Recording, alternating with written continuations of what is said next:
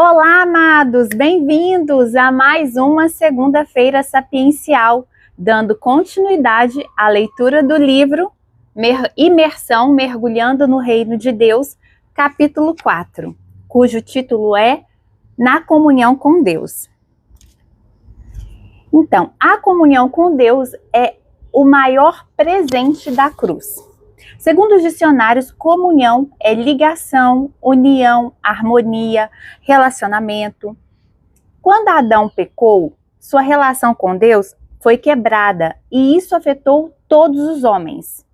Como já estudamos, o pecado fez separação entre nós e o nosso Criador, colocando-se como um abismo intransponível. Por isso, separados da única fonte de vida eterna, nós morremos espiritualmente e estávamos perdidos para sempre, em densas trevas espirituais. A morte de Jesus, pagando o preço pelo nosso pecado, estabeleceu de novo um caminho para o Pai, o qual acessamos através da fé. Lembram daquela passagem lá de Hebreus? Sem fé é impossível agradar a Deus? Então acessamos este novo caminho religado ao Pai por meio de Jesus através da fé. Quando o fazemos, não apenas recebemos o perdão completo e o direito à vida eterna, mas voltamos a ter comunhão com o nosso Criador. Só que agora, na condição de filhos. Isso é o melhor que poderíamos desfrutar. A realidade da verdadeira vida cristã não se resume a uma religião com seus dogmas e valores. Trata-se de um relacionamento maravilhoso entre Deus e seus filhos, por intermédio de Jesus. Lá em Hebreus capítulo 10, versículos 19 a 22 diz: Portanto, irmãos, temos plena confiança para entrar no Santo dos Santos, pelo sangue de Jesus, por um novo e vivo caminho que ele nos abriu por meio do véu, isto é, do seu corpo. Temos, pois, um grande sacerdote sobre a casa de Deus. Sendo assim, aproximemo-nos de Deus com um coração sincero e com plena convicção de fé, tendo os corações aspergidos para nos purificar de uma consciência culpada, e tendo os nossos corpos lavados com água pura. Muito profundo, né? Então, e lá em Salmos, capítulo 25, versículo 14, diz: A intimidade do Senhor é para os que o temem, aos quais ele dará a conhecer a sua aliança. Então, Deus só faz aliança com aqueles que o temem. Temer no sentido de obedecer, no sentido de ter reverência, honra, é nesse sentido. Não por medo, mas por reconhecer a grandeza que ele é e o quão bem ele quer para nós. O quão bem ele quer de nós. Nós fomos criados para a comunhão com Deus, embora o pecado tenha quebrado esse relacionamento.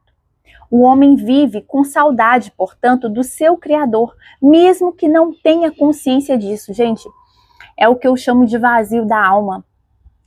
Eu já senti muito isso antes de ter um relacionamento mais íntimo, né, com Deus. Eu sempre busquei muito a Deus, a espiritualidade, suprir essa sensação meio que de vazio da alma, de falta de sentido, de por que eu estou aqui, para quê, qual é o meu propósito, qual a minha verdadeira identidade, quem eu sou.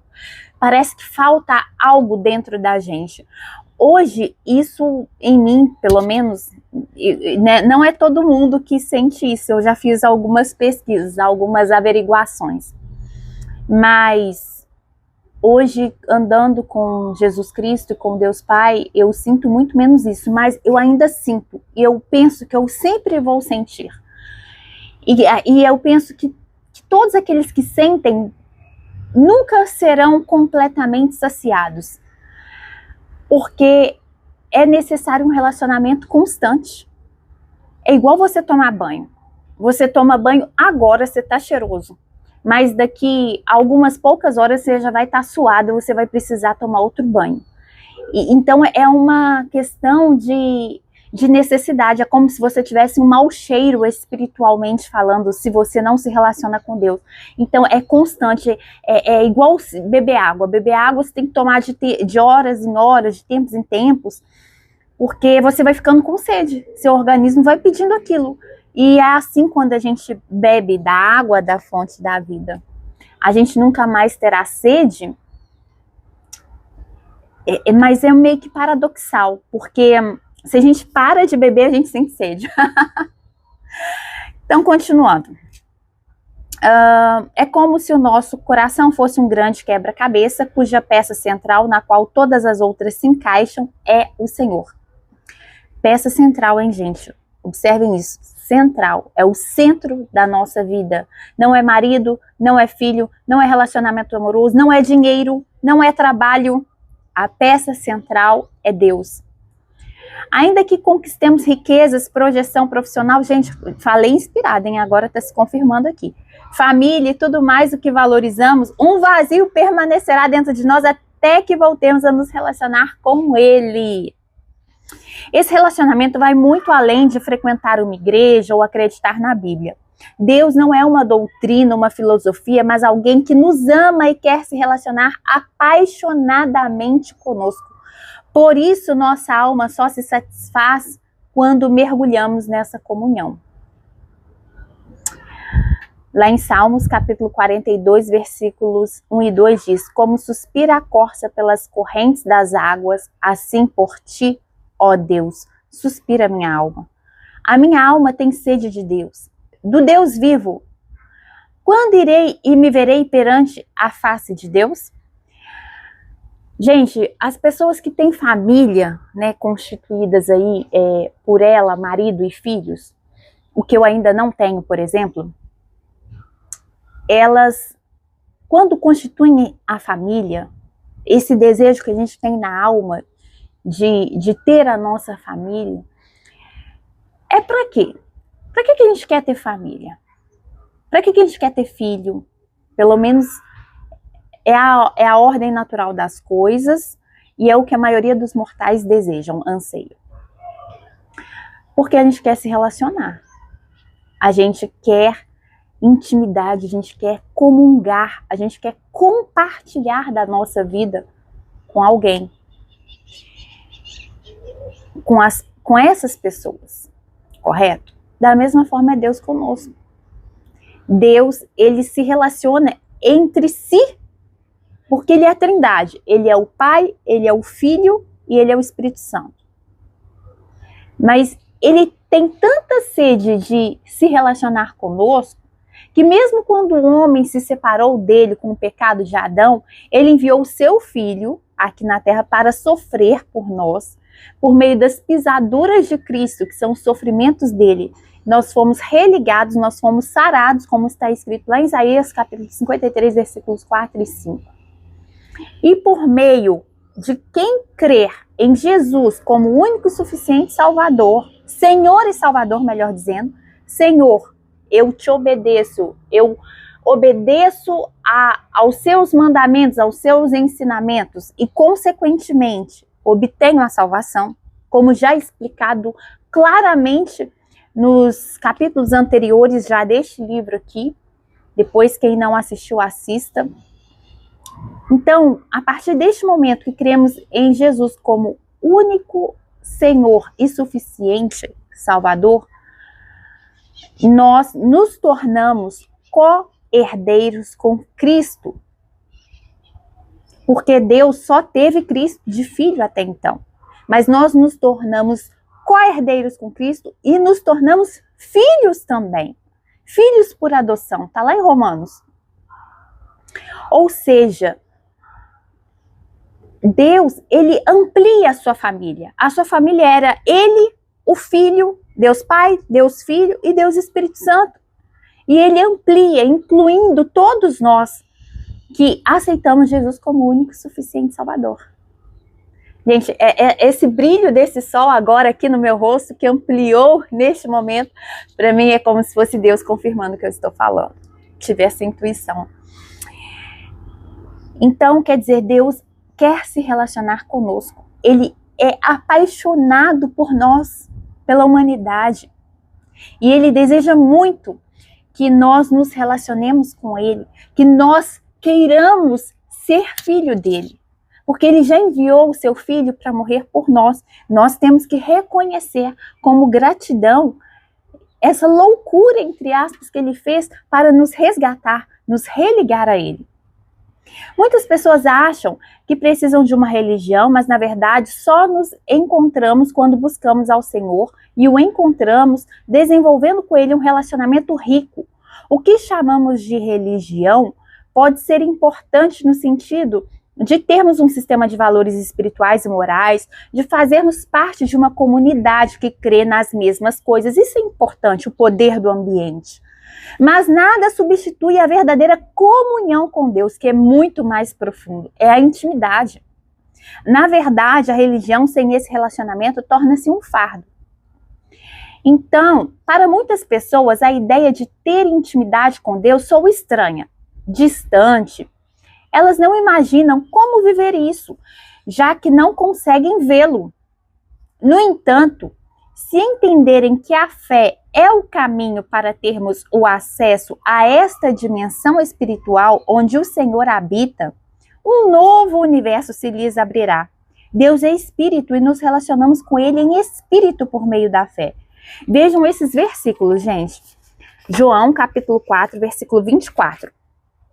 Deus é espírito e é necessário que os seus adoradores o adorem em espírito e em verdade. João, capítulo 20, versículo 29. Então Jesus lhe disse: por que me viu? Você creu? Felizes os que não viram e creram, como nós. Nós não vimos Jesus. Jesus, ele viveu aqui na Terra por 33 anos. Teve pessoas que andaram com ele naquela época, o viram e creram, ótimo. Mas felizes mesmo foram os que não viram e creram, que são aqueles lá do Antigo Testamento, antes da vinda do Messias, que não viram e já criam na vinda do Messias, e nós que somos posteriores e que não vemos também ele em carne e osso, mas cremos que ele vive. Lá em Hebreus, capítulo 11, versículo 6 diz: sem fé é impossível agradar a Deus, pois quem dele se aproxima precisa crer que ele existe e que recompensa aqueles que o buscam. A principal maneira de buscarmos a Deus, portanto, é através da oração. Orar é diferente de rezar. Não se trata de ficar repetindo palavras vãs, né, decoradas. Vãs significa vazias, porque não tem ali uma carga sentimental verdadeira daquilo que você pensa. Você tem que conversar, orar que é como se fosse conversar mesmo com Deus, de uma maneira como se ele estivesse ali encarnado na sua frente, como se ele fosse seu melhor amigo, como se ele, melhor ainda do que se fosse seu melhor amigo, mas como se ele fosse seu pai. Ele é o seu pai. Abba, Pai. Então, essa é uma das práticas mais importantes da vida cristã e deve fazer parte do nosso cotidiano, e é importante que você seja muito sincero com ele. Fala das suas angústias, seja honesta em relação àquilo que você pensa, aquilo que você crê, aquilo que você está sentindo, por pior que seja. Deus ama os sinceros e os humildes de coração, Ele ama. E isso está, inclusive, na Bíblia, eu não sei qual versículo de cor, mas está, que Ele ama os sinceros de coração.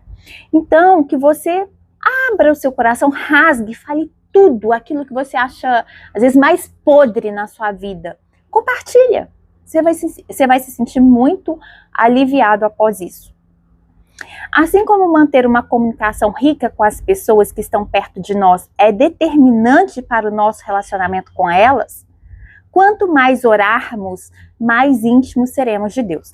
A Bíblia nos ensina a orar a orar ao Pai em nome do seu Filho Jesus, sob a influência do Espírito Santo. Claro que podemos falar com Jesus e com o Espírito Santo também. Deus é uma trindade, um único Deus, manifestado eternamente em 3 pessoas distintas, como eu já disse. No entanto, a forma mais bíblica de nos comunicarmos com Ele é nos dirigindo ao Pai, confiando nos méritos de Jesus, né?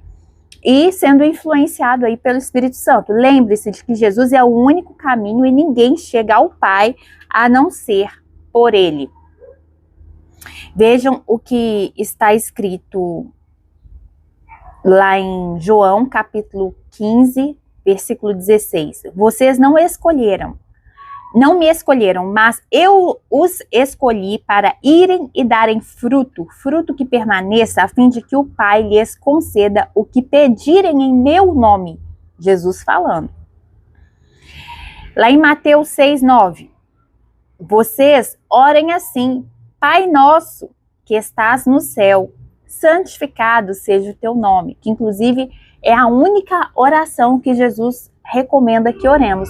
Os outros tipos de oração que foram criadas, que as pessoas têm o hábito de recitar, que são até popularmente divulgadas, não passam de palavras decoradas. A oração que Jesus ensinou, a única foi o Pai Nosso. Depois lá em Filipenses capítulo 4, versículo 6, não andeis ansiosos de coisa alguma, em tudo, porém, sejam conhecidas diante de Deus as vossas petições pela oração e pela súplica, com ações de graças. Então, se você quer algo, ore a Deus. Suplique com ações de graça, quer dizer, já seja grato, faça como Jesus fazia. Pai, graças eu te dou, né? Quando ele, por exemplo, multiplicou os pães e o peixe. Antes dele ver o milagre, ele já estava lá levantando o cesto aos céus, lá com os 5 pães e os 2 peixinhos, já agradecendo pelo milagre que ele cria que já aconteceria na matéria em breve. Mas que ele já cria que já existia no mundo espiritual e que em poucos minutos depois seria materializado. É importante dizer também que a Bíblia condena qualquer tipo de oração ou adoração que não seja dirigida exclusivamente a Deus. A prática de orar a santos ou outras entidades espirituais é difundida em muitas religiões, mas não tem respaldo na palavra de Deus. Também não é correto recorrer à intermediação de quem quer que seja, além de Jesus. Ele é o único caminho e o Pai é o único alvo das orações de um verdadeiro cristão. E isso está escrito lá em Êxodo, capítulo 20, versículo 4 e 6, que diz: não farás para ti nenhum ídolo, nenhuma imagem de qualquer coisa no céu, na terra ou nas águas debaixo da terra.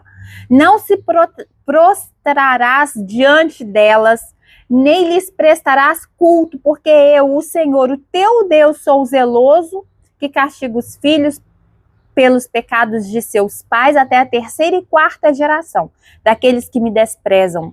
Mas trato com bondade até 1000 gerações aos que me amam e obedecem aos meus mandamentos. Vejam também lá em 1 Timóteo, capítulo 2, versículo 5, pois há um só Deus e um só mediador entre Deus e os homens, o homem Cristo Jesus. É o único mediador. Alguém que está começando a vida cristã deve desenvolver o quanto antes, portanto, o hábito de orar. E a melhor forma de fazê-lo é determinar um horário para buscar a Deus todos os dias num lugar tranquilo em que não será interrompido. É verdade que podemos falar com Deus a qualquer instante, né? No carro, dirigindo, tomando banho, eu falo a todo tempo. Mas Jesus nos ensinou a investir tempo exclusivo e de qualidade em oração, porque, como eu disse anteriormente, Deus, ele é apaixonado por nós e quer relacionamento conosco. Então, esse relacionamento, ele não pode ser de qualquer jeito. Tudo bem que você não vai ficar 24 horas por dia parado orando. durante as suas atividades, você vai ali conversando com Deus. Muitas vezes, enquanto está acontecendo algo, você já vai falando ali, ai meu Deus, o que eu faço nessa situação? Aconteceu isso assim, sabe? E eu já fiz muito isso, né? Ainda faço, até mesmo profissionalmente. Nossa, peguei esse caso e agora? O que eu faço, meu pai? Enfim, situações que às vezes você tem que decidir ali naquele instante, como flagrante, delito. Mas ele quer também um tempo de qualidade. Eu sugiro você fazer isso logo ao acordar, que de preferência você acorde um pouco mais cedo para isso. Tanto é que lá em Mateus capítulo 6, versículos 6 e 7 diz, mas quando você orar, vá para o seu quarto, feche a porta e ore a seu pai que está em secreto. Então seu pai que vem em secreto o recompensará. E quando orarem, não fiquem sempre repetindo a mesma coisa, como fazem os pagãos. Eles pensam que por muito falarem serão ouvidos. Quer dizer, aquelas orações prontas, decoradas. Não, fala do seu coração, aquilo que você está pensando, aquilo que você está sentindo. Profetize sobre o seu dia. Lance uma palavra à frente, declarando como que será o seu dia. Isso é muito importante. Nos últimos tempos, estou adotando, melhor dizendo, esse hábito da profecia. E lembrem-se também que Jesus tinha por hábito sempre subir ao monte para orar ao Pai de madrugada. Se o próprio Jesus tinha esse hábito, sendo que ele e o Pai eram um, quem dirá nós?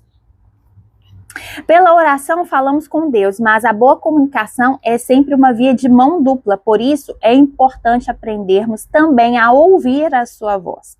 Ele quer falar conosco. Isso acontece através de uma voz interior, falando ao nosso coração, mas que depende de uma sensibilidade que precisamos desenvolver com o tempo.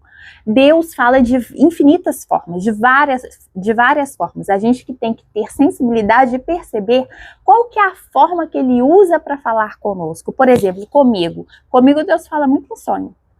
Eu sou o tipo de pessoa que quase todos os dias eu sonho, eu lembro dos meus sonhos, eu registro os meus sonhos quando eu acordo. E eu sinto quando, eu consigo perceber quando o sonho, ele é profético, quando ele é uma comunicação de Deus para comigo. Outro instante que Deus fala muito comigo é enquanto eu estou tomando banho. E outro momento que eu estou reservando para que Deus fale mais comigo é quando eu resolvo meditar. Eu tiro 10 minutos por dia. Nem sempre isso acontece, né? Estou me esforçando para que seja uma prática diária, mas eu medito uns 10 minutinhos quase todos os dias. Por quê? Porque é um momento ali de relaxamento, que eu desacelero a minha mente e que eu posso ficar mais suscetível a perceber pela intuição aquilo que Deus quer me revelar. Porque quando a gente ora, é a gente falando com Deus, mas a gente tem que ter também a percepção dos momentos, né, de em quais situações Deus está falando conosco. Às vezes também Deus fala com a gente por meio, né, comigo, vou pegar o meu exemplo, por meio de uma pessoa. Certa feita eu tive uma intuição enquanto eu estava dirigindo, indo trabalhar, e depois no dia seguinte, sobre aquilo que eu intuí, eu fui malhar no dia seguinte, conversando com a recepcionista, que eu nem tenho hábito de conversar com ela, ela me falou aquilo que eu havia meio que intuído durante a condução do veículo. Outra forma que Deus fala muito comigo é quando eu estou viajando, dirigindo na estrada, principalmente sozinha, né, sem ligar som nem nada. Eu gosto muito, porque é meio que uma meditação ativa. Você vai se movimentando ali no piloto automático e vem os pensamentos, vem muitos pensamentos, e eu percebo que Deus fala comigo assim também. Eu estou dando exemplos de mim para que vocês possam às vezes perceber se alguma dessas formas Deus fala. Agora, não tem forma melhor para Deus falar conosco do que a palavra dele. A gente conhece o caráter de Deus por meio da palavra dele. A gente conhece quem ele é pela palavra que ele nos deixou. Quando a gente tem uma pessoa que a gente convive, a gente vai conhecendo ela por se relacionar com ela. E para a gente se relacionar com Deus, não tem forma mais assim, de a gente conhecer o caráter dele, descobrir como ele pensa, como ele age nas circunstâncias, do que por meio da palavra. Não tem outra forma. Aí, o que eu falei, ó. A forma mais básica e inquestionável de ouvirmos Deus e conhecermos sua vontade é nos dedicarmos ao estudo da Bíblia. Muito embora a Bíblia, a gente conhece o caráter de Deus, a gente conhece a vontade dele para a nossa vida, mas muitas vezes é de uma forma mais genérica. Para a gente conhecer de uma forma específica, que às vezes a gente, por exemplo, tem 2, 3 caminhos para decidir. Nenhum deles é pecado, porque nenhum deles a Bíblia condena. Vamos supor, qual profissão eu faço? Eu vou ser médico, vou ser advogado, ou vou ser dentista? E todas 3 são profissões que Deus deixou para a humanidade para abençoar a todos. Então não tem pecado nisso. E a Bíblia não fala sobre isso. Então direcionamento, esses direcionamentos específicos da vida, a gente toma quando a gente tem um autoconhecimento melhor, e a gente tem um autoconhecimento melhor quando a gente se relaciona com quem nos criou, porque quem nos criou sabe melhor quem somos do que nós mesmos. Então, o relacionamento por meio da leitura da palavra, ao longo do tempo, vai gerando um autoconhecimento melhor sobre quem somos, e por meio da oração também.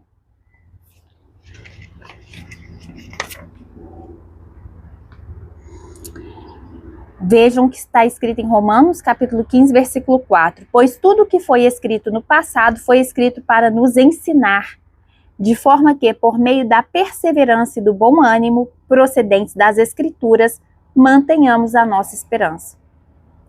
A palavra de Deus, maneira como nos referimos à Bíblia e ao seu conteúdo, é a principal fonte de alimento e crescimento para o verdadeiro cristão. Sem conhecê-la é impossível avançar na fé.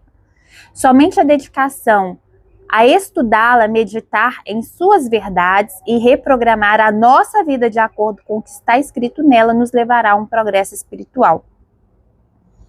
Vejam o que está escrito, né, lá em Josué capítulo 1, versículo 8. Não deixe de falar as palavras deste livro da lei e de meditar nelas de dia e de noite, para que você cumpra fielmente tudo que nele está escrito.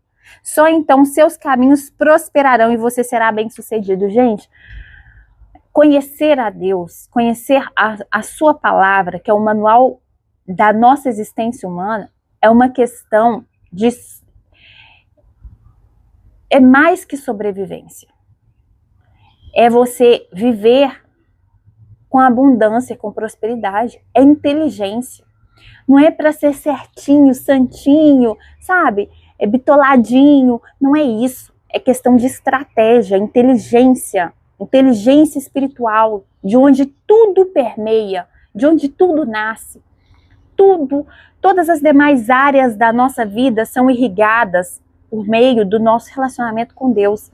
Se essa área vai mal, pode ter certeza, o resto tudo vai despencar. Essa é a área primordial. Ele tem que ser a peça central. Então, por inteligência, é uma fé racional. Assim como a oração, meditar na palavra exige de nós disciplina. A melhor forma de fazê-lo é separar tempo diário para esse propósito, aquilo que chamamos de tempo devocional, dedicado a orar e ler a Bíblia, né? Assim, falamos com Deus e buscamos ouvir a voz dele. Para alguém que é novo na fé, uma boa maneira de se familiarizar com a palavra é começar lendo os evangelhos, que contam a história de Jesus. Portanto, João, Mateus, Marcos, Lucas são uma boa sequência. Depois, leiam um livro de Salmos, é o que o autor está recomendando aqui, e depois a Bíblia toda. O mais importante é desenvolver o hábito de todos os dias você ler 1 ou 2 capítulos, meditando em seu conteúdo e aplicando a nossa vida, né? Aplicando este conteúdo à nossa vida. Gente, sendo assim, pelo avançar do tempo, eu fico por aqui. Eu gostaria de falar muito mais, de compartilhar as minhas experiências, mas teremos outras oportunidades. Eu peço que você se inscreva neste canal, que você compartilhe este devocional, esta segunda sapiencial maravilhosa, inspirada pelo Espírito Santo, para quem você sentir tocado. E que você dê o seu like, a fim de estimular este canal a crescer. Até mais.